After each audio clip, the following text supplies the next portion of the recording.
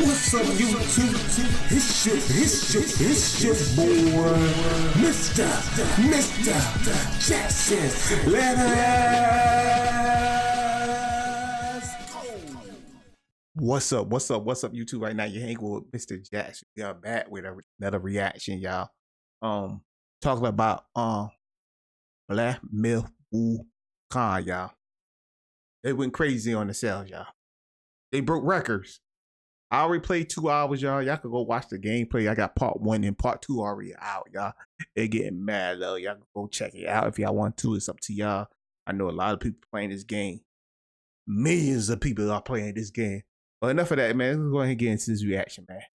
How's it going, everyone? I just got done playing about 2 hours of Black Myth Wukong this morning. Man, oh man, am I enjoying this game. You know, challenging action RPG, Souls-likes, whatever you want to call them. I feel like we're stretching the name of what a Souls-like is very thin, as I've said in previous videos. Just like I said, it ain't a Soul-like, y'all. It's just like God of War, y'all. It's just like that. Soul-like, you could go anywhere in the world, y'all. Souls-like, you could go anywhere, y'all. This game do have barricades, y'all. They have walls, invisible walls.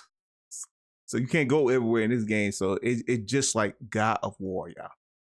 Videos, whatever you want to call it. These sometimes more challenging action RPGs aren't always up my alley.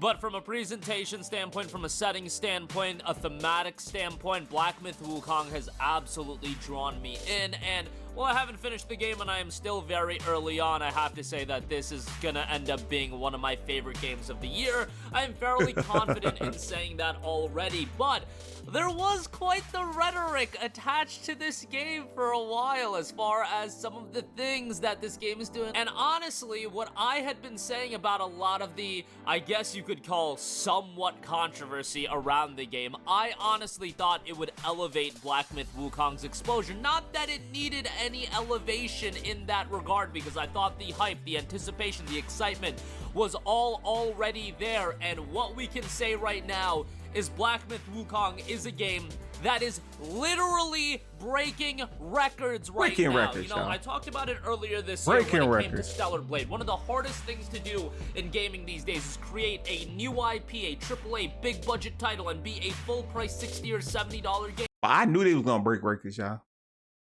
I knew they was gonna break records. They already had haters, man. Before the game came out, they had haters, y'all. They had people trying to cancel the game before it even came out. That's how I knew it was gonna break records. And Stellar Blade was able to be a success at that, and I looked at Black Myth Wukong as another game that followed that entire criteria. It's from a studio that's unknown in game sign. It's a single-player AAA big-budget title that, I get it, it is obviously rooted in Chinese mythology, following the story of Journey to the West, but as far as a big-budget game goes, a fairly new IP without any leg to stand on it. It's not like this is part of a historic IP. It's a single-player game in an era where so many companies are going the live service route, and it's a full price title. And what has it done? It is slamming, destroying Steam concurrent player charts. As I am recording this video, it is at over 2 million concurrent players. By the way, this is that just on Steam, yo. They got it on PlayStation 5 too, y'all. I think they got it on something else too, but that just on Steam alone, y'all. That's crazy. It is going to end up breaking the record that was set by Palworld earlier this year, and that is an absolutely astronomical feat for a $60 game. Palworld, I feel like, was a lot of people being a little bit of a prisoner of the moment. Palworld kind of came out of nowhere. I ain't played that yet. Wait until you come to console. And it had a, you know, it had a momentum cool-off period as well, which is natural. It's gonna happen with Black Myth Wukong as well. I swear to the Lord, if I see articles, you know, 3 weeks from now that are gonna be like, oh my God, Black Myth Wukong lost 95% of its player base, you know that's gonna happen. That's gonna happen. Do that in a video. Automatic. 2 million concurrent players right now is an incredible statistic, and I really do. That's how people make their money. That's gonna happen automatic. They gonna start comparing it to Elden Ring, even though these are 2 different games. But they're gonna compare it to Elden Ring too, y'all.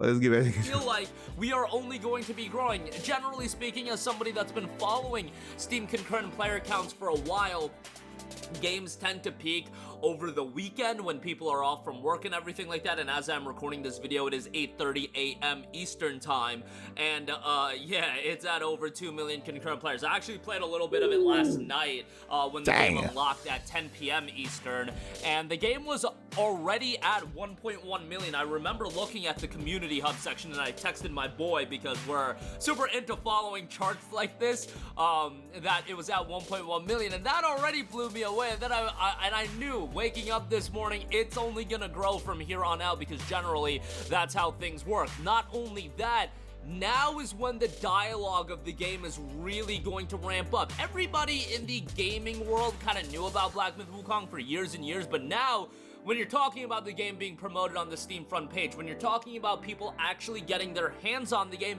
and more important than anything else, screw that 82 on Metacritic, which is a great score, no slight to the 82 on Metacritic. What matters more at the end of the day is the rhetoric from the consumer, and I would very much rather have the overwhelmingly positive reception that Black Myth Wukong currently has on Steam with 64,000 reviews, 96% positive. That means orders of magnitude. He say 96% positive, y'all. 96. That's high, y'all. And you know what? Over 2 million people, 96%. That's a lot. That is good, yeah. Magnitude more than that 82 on Metacritic these days. That's why I'm excited that PlayStation is going to implement something like Steam has with the review section, but I really do believe that mark of overwhelmingly positive means more than reviews do these days, just because there are so many reviews out there, and I do feel like the consumer opinion matters more, because there's just more opinions to be had when you're talking about a large-scale consumer standpoint rather than each individual critic. I don't consider myself a critic. I'm just a dude that talks about video games, and I think the game is pretty damn good, and no slight to critics either. They're completely entitled to do their reviews, and there's a lot of great reviews out there. What I'm saying is that overwhelmingly positive metric matters a lot more, and people can say what they want. Oh my god, Steam reviews don't matter, it's just people trolling. No, it's people that actually paid $60 for the game, and they are giving their initial assessment of the game. Sure, there's a ton of people that haven't put a ton of time into the game, but hopefully they continue to play it. There are people with 8-9 hours in the game, and yeah, that doesn't really give you the whole picture of what this game is going to be, so there is that to take into account. But for the moment being, it being at overwhelmingly positive is a very, very good stat that is only going to propel the initial sales of the game even forward. And as I mentioned, I am really enjoying the game performance-wise. On my PC, it is running very, very well. It's running good on PS5 too, y'all. The game is fairly intensive. On PS5, it's running good too, y'all. A lot of people, I remember some dude, he made a video telling me, it's rumors that it's running bad on PS5. No, it's not. Yo, they wouldn't release it, y'all. Just like I think they ain't released it on Xbox because it's running bad on Xbox. And if you need to knock down some of the settings, the vegetation settings, I think is something people should knock down. I have an RTX 3080, so it's not like top of the line as far as, you know, a 40 series GPU, but still a fairly high-end GPU, all things considered. But really enjoying the game, and I know there was a little bit of pushback as far as, you know, everything going on with the review guidelines and that stuff being sent out. I could get on a whole diatribe about that. At the end of the day, out of a video game, what do I want out of it? I want it to be a good video game. I want it to be... Me too. We all wanted it to be a great video game. But I'm gonna go ahead and end it right there, y'all. His name right here is Game Cross, y'all. Game Cross. Go check him out, man. Yo, he do like a lot of positive news for gaming, y'all. And he'll let you know if the game trash. He'll let you know, yo. He ain't one of the type of person to be paid off. But yeah, I just want y'all to know they breaking records, y'all. They breaking records, y'all. A lot of people were trying to cancel this game. They breaking records. Like, comment, and subscribe, man. And I see you when I see you. Peace. I'm out.